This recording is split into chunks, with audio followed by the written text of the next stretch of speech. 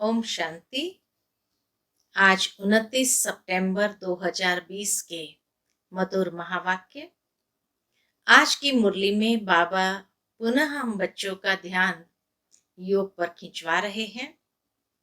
साथ ही साथ बाबा कहे कई बच्चे बाबा का बनकर हाथ पकड़ करके फिर हाथ छोड़ करके चले जाते हैं। क्यों? दो कारण बाबा ने बताया। एक तो या तो बाप को पूरा पहचाना नहीं है, बाबा जो है जैसा है वैसा पहचानते नहीं है, तो निश्चय बुद्धि नहीं होते तो छोड़कर चले जाते हैं। या दूसरी बात, माया की ग्रहाचारी बन बैठ जाती है। और माया की ग्रहाचारी कौन सी है? तो बाबा कहे क्रिमिनल आई बन जाती, इसीलिए भी हाथ छोड़ करके चले जाते हैं। सुनते हैं बाबा के मधुर महावाक्य। ओम शांति। मीठे बच्चे, तुम्हारी पढ़ाई का सारा मदार है योग पर। योग से ही आत्मा पवित्र बनती है, विकर्म विनाश होते हैं।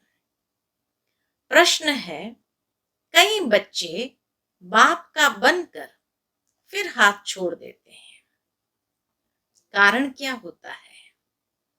उत्तर है, बाप को पूरी रीति न पहचानने के कारण, पूरा निश्चय बुद्धि न होने के कारण 8-10 वर्ष के बाद भी बाप को फारकती दे चले जाते हैं, अर्थात बाप को फारकती दे देते हैं, हाथ छोड़ देते हैं, पद भ्रष्ट हो जाता है। और दूसरा कारण, क्रिमिनल आई होने से माया की ग्रहाचारी बैठ जाती है, अवस्था नीचे ऊपर होती रहती है, तो भी पढ़ाई छूट जाती है। ओम शांति। रूहानी बच्चों प्रति रूहानी बाप समझा रहे हैं। अभी समझते हो कि हम सब रूहानी बेहद के बाप के बच्चे हैं। इनको बाप दादा कहा जाता है।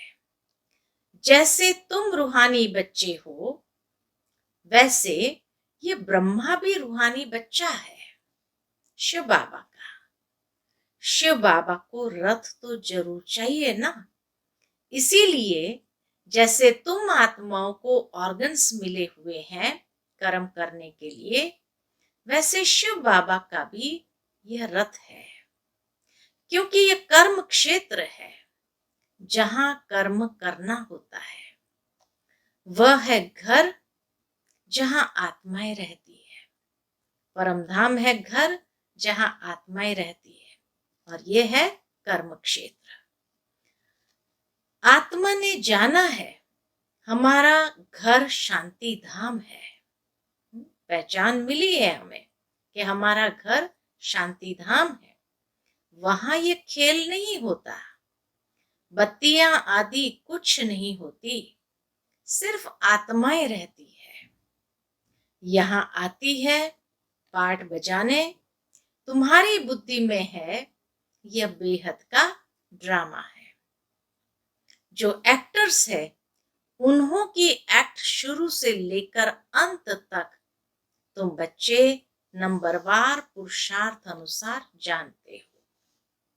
यहां कोई साधु संत आदि नहीं समझाते हैं।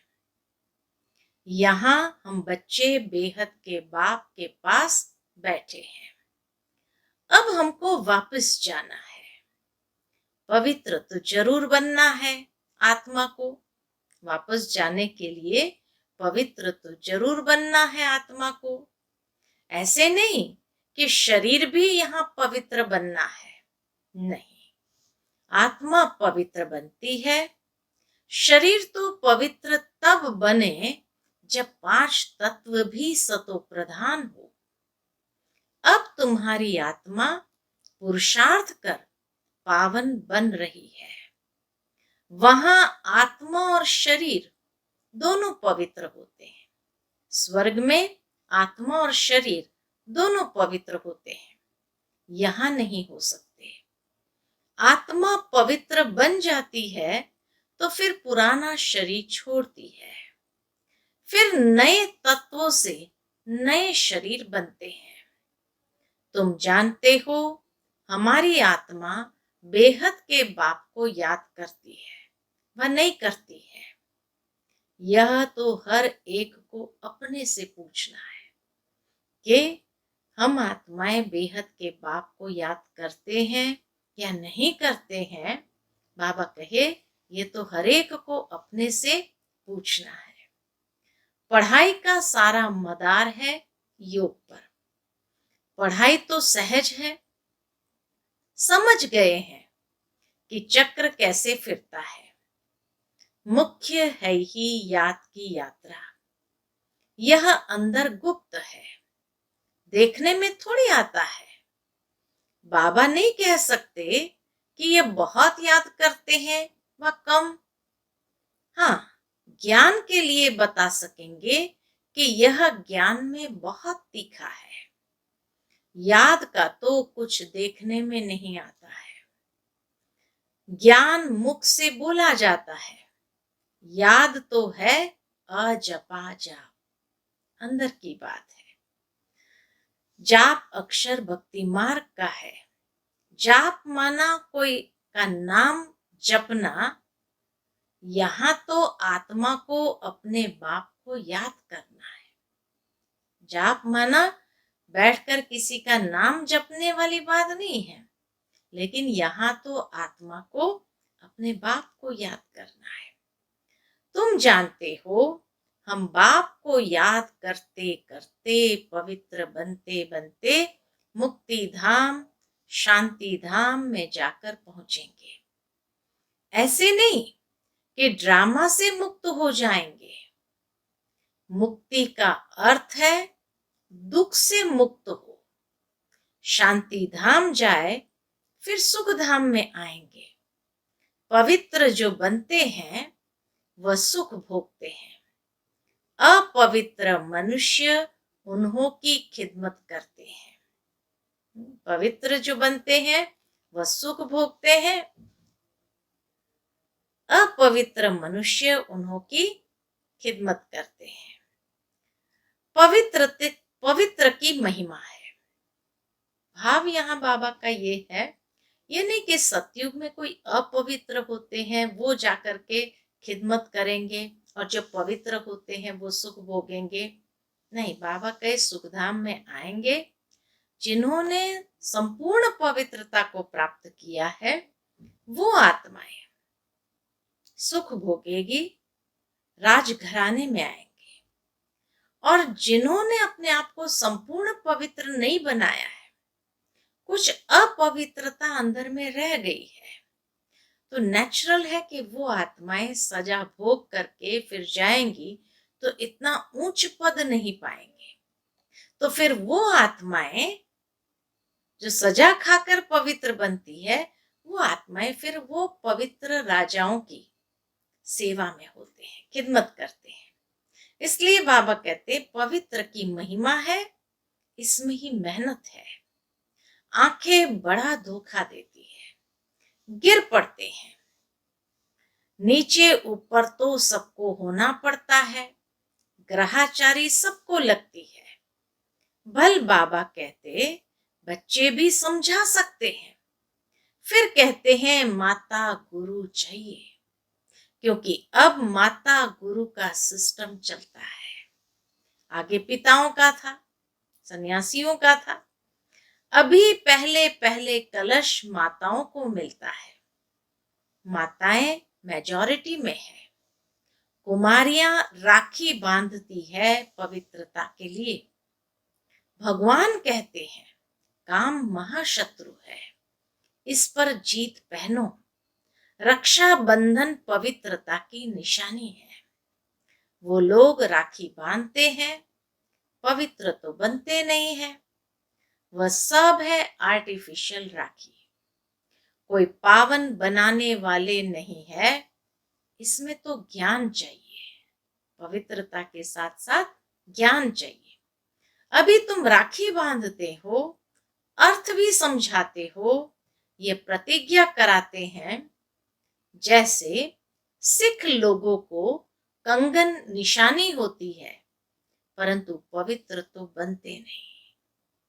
पतित को पावन बनाने वाला सर्व का सद्गति दाता एक है, वह भी देहधारी नहीं है। पानी की गंगा तो इन आंखों से देखने में आती है। बाप जो सद्गति दाता है, उनको इन आंखों से नहीं देखा जाता। आत्मा को कोई भी देख नहीं सकते कि वह क्या चीज है। कहते भी है हमारे शरीर में आत्मा है, उनको देखा है? कहेंगे नहीं। और सब चीजें जिसका नाम है वह देखने में जरूर आती है। आत्मा का भी नाम तो है। कहते भी है भ्रुकुटी के बीच चमकता है अजब सितारा, परंतु देखने में नहीं आते हैं। परमात्मा को भी याद करते हैं, देखने में कुछ नहीं आएगा। लक्ष्मी नारायण को देखा जाता है इन आंखों से। लिंग की भल पूजा करते हैं, परंतु वह कोई यथार्थ रीति तो नहीं है ना। देखते हुए भी जानते नहीं है परमात्मा क्या। ये कोई नहीं जान सकते कि परमात्मा क्या है, किसको कहा जाता है, ये कोई नहीं जानते हैं। तो बाबा कहे देखते हुए भी जानते नहीं परमात्मा क्या, ये कोई नहीं जान सकते। आत्मा तो बहुत छोटी बिंदी है, देखने में नहीं आती है।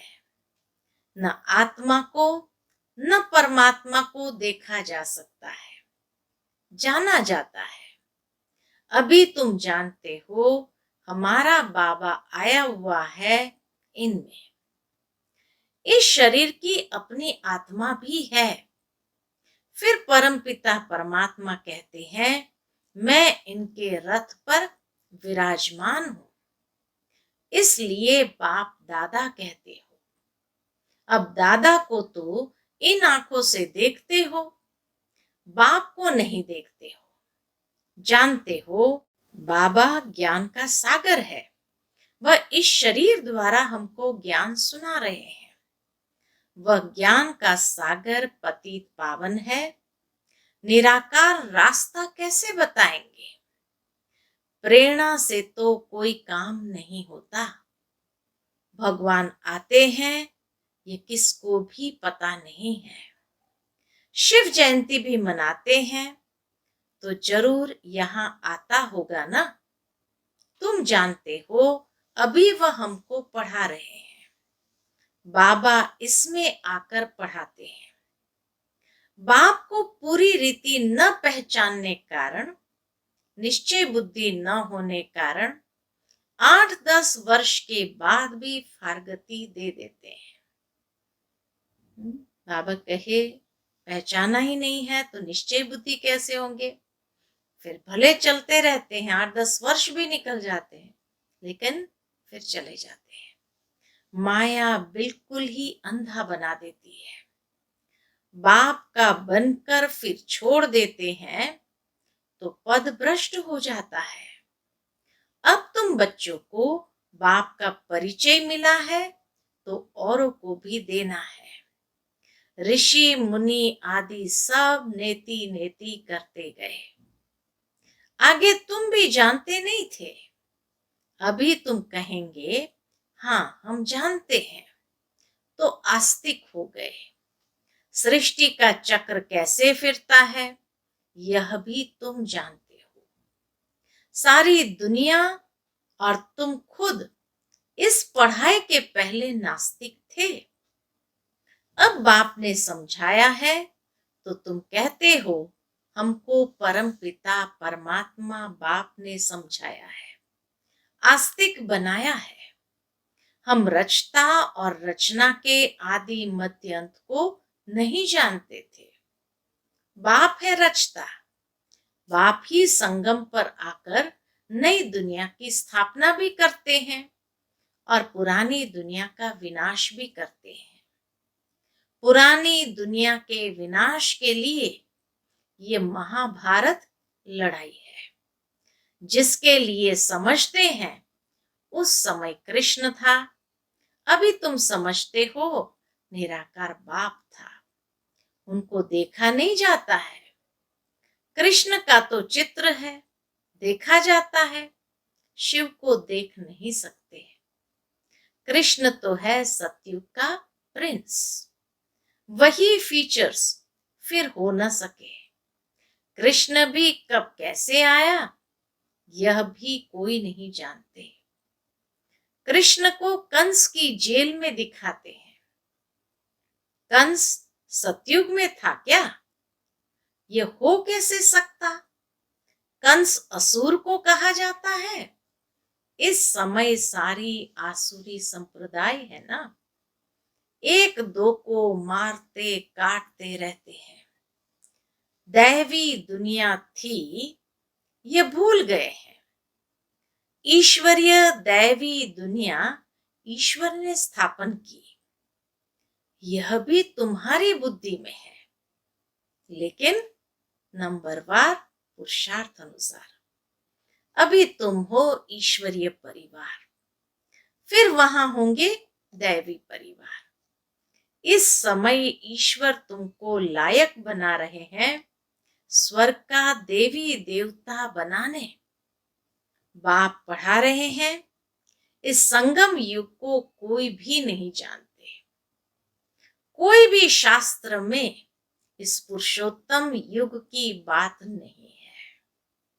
पुरुषोत्तम युग अर्थात जहां पुरुषोत्तम बनना होता है। सतयुग को कहेंगे पुरुषोत्तम युग, सतयुग को कहेंगे पुरुषोत्तम युग, क्योंकि वहां सब आत्माएं पुरुषोत्तम है। तो इसीलिए बाबा कहे यह पुरुषोत्तम युग अर्थात जहां पुरुषोत्तम बनना होता है, और सतयुग को कहेंगे पुरुषोत्तम युग। इस समय तो मनुष्य पुरुषोत्तम नहीं है, इनको तो कनिष्ठ तमो प्रधान कहेंगे।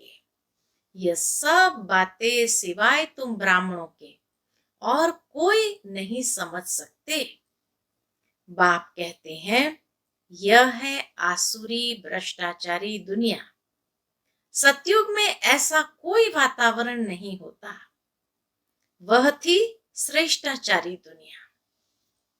इन्हों के चित्र है, बरोबर ये श्रेष्ठाचारी दुनिया के मालिक थे। भारत के राजाएं होकर गए हैं जो पूजे जाते हैं, पूज्य पवित्र थे, जो ही फिर पुजारी बने हैं। पुजारी भक्ति मार्ग को पूज्य ज्ञान मार्ग को कहा जाता है। पुजारी भक्ति मार्ग को पूज्य ज्ञान मार्ग को कहा जाता है। पूज्य सो पुजारी, पुजारी फिर पूज्य कैसे बनते हैं यह भी तुम जानते हो। इस दुनिया में पूज्य एक भी हो न सके। पूज्य परम पिता परमात्मा और देवताओं को ही कहा जाता है। परम पिता परमात्मा है सबका पूज्य। सब धर्म वाले उनकी पूजा करते हैं। ऐसे बाप का जन्म यहाँ ही गाया जाता है। शिव जयंती है ना, परंतु मनुष्य को कुछ पता नहीं कि उनका जन्म भारत में होता है। आजकल तो शिव जयंती की हॉलीडे भी नहीं करते हैं। जयंती मनाओ न मनाओ तुम्हारी मर्जी, ऑफिशियल हॉलीडे नहीं है। जो शिव जयंती को नहीं मानते हैं वह तो अपने काम पर चले जाते हैं। वह धर्म है ना। सतयुग में ऐसी बातें होती नहीं, वहां यह वातावरण ही नहीं। सतयुग है ही नई दुनिया, एक धर्म। वहां यह पता नहीं पड़ता कि हमारे पीछे चंद्रवंशी राज्य होगा। यहां तुम सब जानते हो यह पास्ट हो गया है। सतयुग में तुम होंगे, वहां किस पास्ट को याद करेंगे? पास्ट तो हुआ कलयुग, उनकी हिस्ट्री ज्योग्राफी सुनने से क्या फायदा। यहां तुम जानते हो हम बाबा के पास बैठे हैं। बाबा टीचर भी है, सतगुरु भी है। बाप आए हैं सबकी सदगति करने, सभी आत्माओं को जरूर ले जाएंगे। मनुष्य तो देह अभिमान में आकर कहते हैं सब मिट्टी में मिल जाना है। यह नहीं समझते आत्माएं तो चली जाएंगी, बाकी यह शरीर मिट्टी के बने हुए हैं। यह पुराना शरीर खत्म हो जाता, हम आत्मा एक शरीर छोड़ दूसरा जाए लेती है। यह इस दुनिया में हमारा अंतिम जन्म है। सब पतित है, सदैव पावन तो कोई रह नहीं सकते। सतो प्रधान, सतो रजो तमो होते ही है। वो लोग तो कह देते सब ईश्वर के रूप है। वो लोग तो कह देते हैं सब ईश्वर के ही रूप है। ईश्वर ने अपने अनेक रूप बनाए हैं खेल पाल करने के लिए। हिसाब किताब कुछ नहीं जानते, न खेल पाल करने वाले को जानते हैं। बाप ही बैठकर वर्ल्ड की हिस्ट्री ज्योग्राफी समझाते हैं। खेल में हर एक का पार्ट अलग अलग है, सबका पोजीशन अलग अलग है। जो जैसा पोजीशन वाला होता है उनकी महिमा होती है। ये सब बातें बाप संगम पर ही समझाते हैं। सतयुग में फिर सतयुग का पाठ चलेगा, वहां ये बातें नहीं होती। हाँ, बाबा कहे वहां ये बातें नहीं होगी। यहाँ तुमको सृष्टि चक्र का ज्ञान बुद्धि में फिरता रहता है। तुम्हारा नाम ही है स्वदर्शन चक्रधारी। लक्ष्मी नारायण को थोड़ी स्वदर्शन चक्र दिया जाता है, यह है ही यहाँ के। बाबा के लक्ष्मी नारायण को स्वदर्शन चक्र नहीं दिया जाता, यह है ही यहाँ के। मूल वतन में सिर्फ आत्माएं रहती है, सूक्ष्म वतन में कुछ नहीं। मनुष्य, जानवर, पशु पक्षी आदि सब यहाँ होते हैं। मनुष्य, जानवर, पशु पक्षी आदि सब यहाँ होते हैं। सतयुग में मोर आदि दिखाते हैं, ऐसे नहीं कि वहां मोर के पंख निकाल पहनते हैं। मोर को थोड़ी दुख देंगे, ऐसे भी नहीं मोर का गिरा हुआ पंख ताज में लगाएंगे, गिरा हुआ भी नहीं लगाते हैं, न उसमें से खींच कर निकालते हैं। नहीं, ताज में भी झूठी निशानी दे दी है। वहां सब खूबसूरत चीजें होती है, गंदी कोई चीज का नाम निशान नहीं। ऐसी कोई चीज नहीं होती जिसको देखकर घृणा आए। यहां तो घृणा आती है ना। वहां जानवरों को भी दुख नहीं होता है। सत्युग कितना फर्स्ट क्लास होगा, नाम ही है स्वर्ग, हेवन, नई दुनिया। यहां तो पुरानी दुनिया में देखो बरसात के कारण मकान गिरते रहते हैं, मनुष्य मर जाते हैं। अर्थक्वेक होगी, सब दबकर मर जाएंगे। सतयुग में बहुत थोड़े होंगे, फिर बाद में वृद्धि को पाते रहेंगे। सतयुग में जब जाएंगे तो बाबा कहे बहुत थोड़े होते हैं, फिर बाद में वृद्धि को पाते रहेंगे। पहले सूर्यवंशी होंगे, जब दुनिया 25% पुरानी होगी तो पीछे चंद्रवंशी होंगे। सतयुग 1250 वर्ष है, वह है 100% नई दुनिया, जहां देवी देवता राज्य करते हैं। तुम्हारे में भी बहुत इन बातों को भूल जाते हैं। राजधानी तो स्थापन होनी ही है, हार्ट फेल नहीं होना है। पुरुषार्थ की बात है। बाप सभी बच्चों से एक समान पुरुषार्थ कराते हैं, अर्थात एक समान तदबीर कराते हैं। तुम अपने लिए विश्व पर स्वर्ग की बादशाही स्थापन करते हो। अपने को देखना है, हम क्या बनेंगे। बाबा कहे अपने अंदर बार बार जांच करो, हम क्या बनेंगे। अच्छा, मीठे मीठे सिकिलते बच्चों प्रति माता पिता बाप दादा का याद प्यार और गुड मॉर्निंग। रूहानी बाप की रूहानी बच्चों को नमस्ते। हम सब रूहानी बच्चों की रूहानी माता पिता बाप दादा को याद प्यार, गुड मॉर्निंग, नमस्ते नमस्ते। शुक्रिया बाबा, शुक्रिया। आज की मुरली से धारणा के लिए मुख्य सार है। पहली पॉइंट, इस पुरुषोत्तम युग में स्वर्ग के देवी देवता बनने की पढ़ाई पढ़कर स्वयं को लायक बनाना है। पुरुषार्थ में हार्ट फेल अर्थात दिल शिकस्त नहीं होना है। दूसरी पॉइंट, इस बेहद के खेल में हर एक्टर का पार्ट और पोजीशन अलग अलग है। जैसे जिसकी पोजीशन वैसे उसे मान मिलता है। बाबा कहे जैसे जिसकी पोजीशन वैसा उसे मान मिलता है। यह सब राज समझ वर्ल्ड की हिस्ट्री ज्योग्राफी का सिमरण कर स्वदर्शन चक्रधारी बनना है। आज की मुरली का वरदान है, श्रीमत से मनमत और जनमत की मिलावट को समाप्त करने वाले सच्चे स्वकल्याणी भव।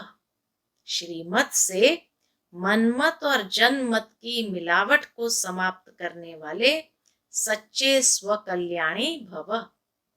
बाप ने बच्चों को सभी खजाने स्वकल्याण और विश्व कल्याण के प्रति दिए हैं, लेकिन उन्हें व्यर्थ तरफ लगाना, अकल्याण के कार्य में लगाना, श्रीमत में मनमत और जनमत की मिलावट करना, यह अमानत में ख्यानत है। अब इस ख्यानत और मिलावट को समाप्त कर रूहानियत और रहम को धारण करो। अपने ऊपर और सर्व के ऊपर रहम कर स्व कल्याणी बनो। स्व को देखो, बाप को देखो, औरों को नहीं देखो। आज का स्लोगन है, सदा हर्षित वही रह सकते हैं जो कहीं भी आकर्षित नहीं होते हैं। सदा हर्षित वही रह सकते हैं जो कहीं भी आकर्षित नहीं होते हैं। अच्छा, ओम शांति।